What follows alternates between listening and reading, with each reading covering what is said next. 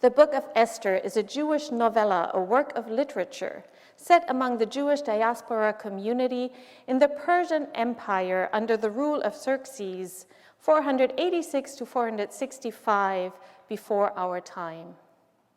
In the Old Testament of the Bible, we find an English translation of the Masoretic text. It was produced between the 6th and the 10th century after Jesus from Talmudic scholars in Babylon and Palestine, from all the ancient manuscripts and oral traditions in Hebrew and Aramaic that were available to them. It is a very thorough work and generally accepted as the authentic Hebrew Bible. There is a second version of the Book of Esther in the apocryphal section of the Bible. This one is translated from the Septuagint, the Greek version of the Hebrew Bible, which was of widespread use in Jesus' time, when Greek was the language more likely to be spoken by Jewish and Gentile communities alike. The Greek version of Esther is longer. It seems that the translators made some subtle changes in the text which enrich and deepen the relationships between the characters, and they added some portions like Mordecai's dream at the beginning, the edicts, which are important for the storyline, and the prayers by the hero Mordecai and the heroine Esther. What is the Book of Esther about? It tells the story of an orphaned woman saving her community. Esther is the foster daughter of her cousin Mordecai. They both live as part of the Jewish diaspora community in Susa, Persia. When Esther is surprisingly elevated to become King Xerxes' wife and queen of the country, she does not disclose her Jewish heritage. Power-hungry court official Haman harbors a great hatred against the Jews, and against Mordecai especially, who does not bow before him or any other human, but only before God. Haman sets out to kill all Jews by persuading the king to write a genocidal decree.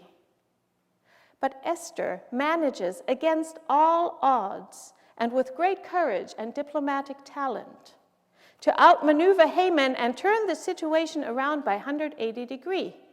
At the end, Haman is hanged, not Mordecai, and the king writes a new decree, allowing the Jews to defend themselves.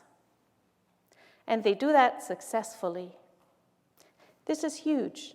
A reversal of the fate the Jewish people have come to expect after being defeated by the Assyrians in 722 before our time, deported to Babylon in 597 and 587 BCE, and under Persian rule since shortly after. And of course, the Book of Esther echoes the great story of the liberation of the Hebrew slaves from Egypt. The Book of Esther is read during the Jewish holiday of Purim, a joyous, oftentimes carnival-like celebration during which everything is turned on its head. You will never see a rabbi in sunglasses slurping a cocktail in a synagogue. But on Purim, you might. People dress up, whoop and holler loudly during the reading of the scroll of Esther, and boo when Haman's name is mentioned. Let's try that. Can we boo? Boo. Haman! Boo. Very good. There can be no doubt in the story of Esther that the reversal of fate for the Jews in diaspora, their survival, empowerment, and liberation is God's will.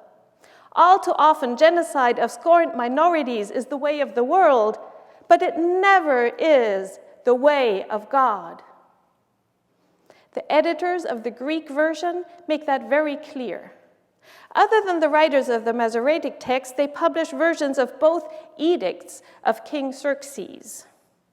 In the first edict, King Xerxes proclaims that his trusted advisor, Haman, and I'm citing now, Haman pointed out to us that among all the nations in the world, there is scattered a certain hostile people who have laws contrary to those of every nation and continually disregard the ordinances of kings, so that the unifying of the kingdom which we honorably intend cannot be brought about. King Xerxes concludes, it would be best to utterly destroy this people who alone is responsible for all disobedience and all discord, and he sets a day on which this shall be done. How alluringly easy a solution. We transfer all problems, all conflict, all negativity on one group or one person, and then we get rid of that scapegoat, and all is well. Yeah.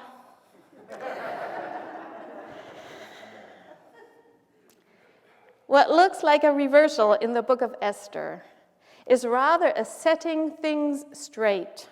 Not the murder victim is to be blamed for murder. Not the nation destroyed is to be blamed for their destruction, but the nation which destroys, the one who commits the murder. Esther is able to open the king's eyes to what is good and true for the diverse kingdom. And so in the king's second decree, we can read, in the future, we will take care to render our kingdom quiet and peaceable for all by changing our methods and always judging what comes before our eyes with more equitable consideration. The novella about Esther and her people has a fairy tale quality. The good people win, the bad people lose, and the king has a change of heart.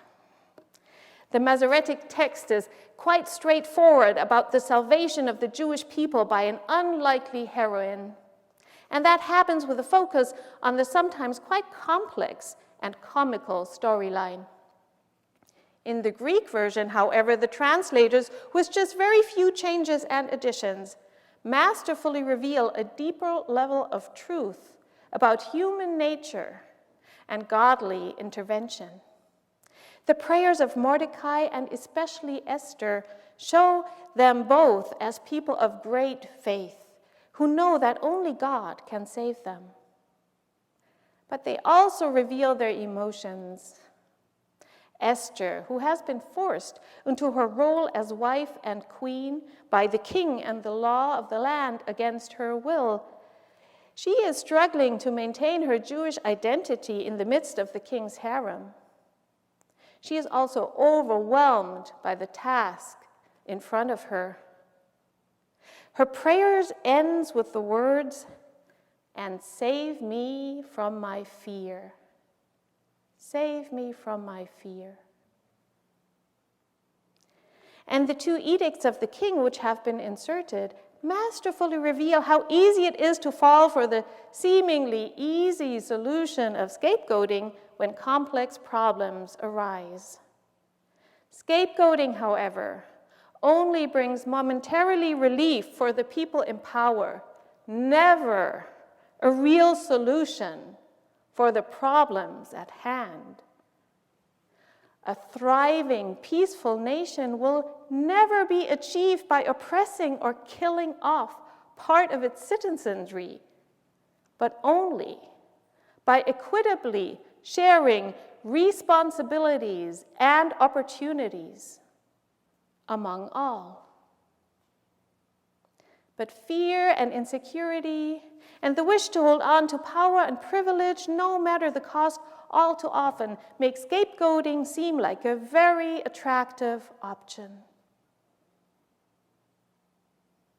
Where do we see that happen in our world today? Where do we mistakenly blame innocent people?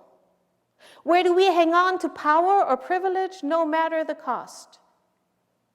Where do we seek the supposedly easy solution, disregarding the truth, misrepresenting God's will? Where do we need to stop, think, and pray, and then maybe put the ways of the world on their head, as Esther did, so that we are able to see what is true and right again.